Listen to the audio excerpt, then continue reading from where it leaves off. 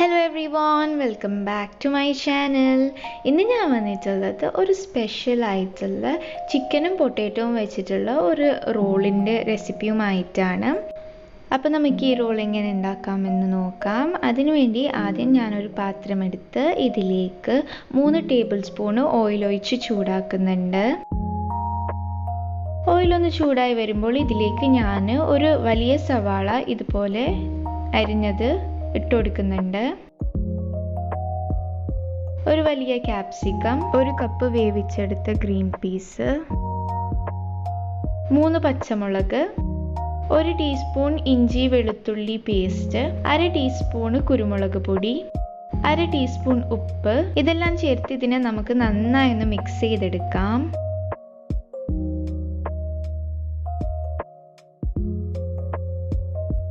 ഇനി ഇതിലേക്ക് 2 table spoon tomato ketchup, 1/2 teaspoon oregano, 2 teaspoon red chilli powder, 1/4 teaspoon chicken masala, 1/4 teaspoon ചെറിയ ജീരകവും വലിയ ജീരകവും പൊടിച്ചത്, 1/2 ടീസ്പൂൺ മല്ലിപ്പൊടി. ഇതെല്ലാം ചേർത്ത് നമുക്കിതിനെ നന്നായി ഒന്ന് മിക്സ് ചെയ്ത് കൊടുക്കാം. ഇനി ഇതിലേക്ക് ഞാൻ 250 ഗ്രാം ഫ്രൈ ചെയ്ത് ഇതുപോലെ പിച്ചെടുത്ത ചിക്കന് ഇട്ട് കൊടുക്കുന്നുണ്ട്. എന്നിട്ട് ഇതിനെ നന്നായി ഒന്ന് മിക്സ് ചെയ്യാം.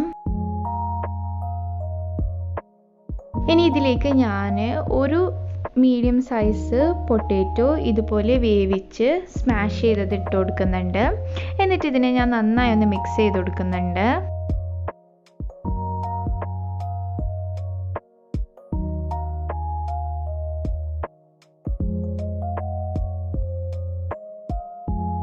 ഇനി ഇതിലേക്ക് 3 ടേബിൾ സ്പൂൺ മല്ലിയില ഇട്ട് കൊടുത്ത് ഇതിനെ നമുക്ക് നന്നായി ഒന്ന് മിക്സ് ചെയ്ത് കൊടുക്കാം.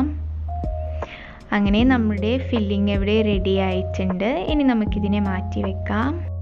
ഇനി ഞാൻ ഒരു പാത്രത്തിലേക്ക് 1/2 കപ്പ് മൈദ എടുത്തിട്ടുണ്ട്. ഇതിലേക്ക് 1/4 ടീസ്പൂൺ കുരുമുളക് പൊടി, 1/2 ടീസ്പൂൺ ഉപ്പ്, ആവശ്യത്തിന് വെള്ളവും ചേർത്ത് ഇതിനെ ഒരു ലിക്വിഡ് രൂപത്തിലാക്കി എടുക്കുന്നുണ്ട്. നല്ലവണ്ണം ലൂസാവാനും കട്ടിയാവാനും പാടില്ല. ഒരു മീഡിയം ആയിട്ടാണ് നമുക്ക് വേണ്ടത്.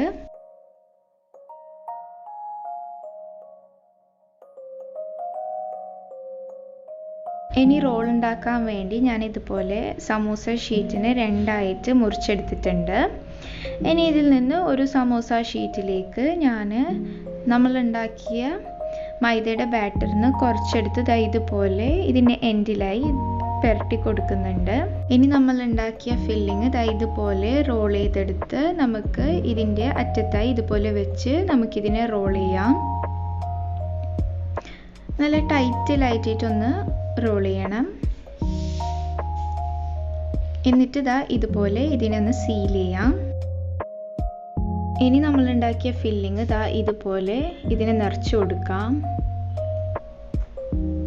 2 സൈഡിലായിട്ട് ഇതുപോലെ നിറച്ചു കൊടുക്കാം.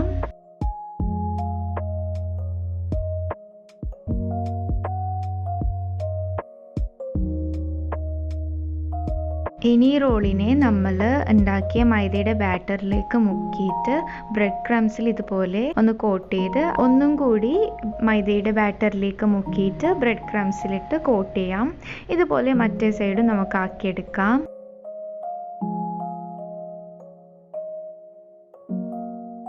ഇതുപോലെ ബാക്കിയുള്ളതിനെയും ആക്കി നമുക്ക് ഫ്രൈ ചെയ്യാം. ഫ്രൈ ചെയ്യാൻ വേണ്ടി ഞാനിവിടെ ഓയിൽ ചൂടാക്കാൻ വെച്ചിട്ടുണ്ടായിരുന്നു. ഓയിൽ ചൂടാകുമ്പോൾ ഓരോന്നായി ഞാൻ റോൾസിനെ ഇട്ട് കൊടുക്കുന്നുണ്ട്. ഇടയ്ക്കിടെ ഇതുപോലെ ഇളക്കിക്കൊണ്ടേയിരിക്കാം. കൂടുതലൊന്നും ഫ്രൈ ചെയ്യേണ്ട ആവശ്യമില്ല. ഈ ഒരു കളർ ആകുമ്പോൾ തന്നെ നമുക്ക് ഓയിലിൽ നിന്ന് എടുത്ത് മാറ്റാം. അങ്ങനെ നമ്മുടെ റോൾസ് ഇവിടെ റെഡി ആയിട്ടുണ്ട്. അപ്പോൾ എല്ലാവർക്കും എന്നത്തെയും പോലെ എൻ്റെ ഈ റെസിപ്പി ഇഷ്ടമായിട്ടുണ്ടാവും ഞാൻ വിശ്വസിക്കുന്നു.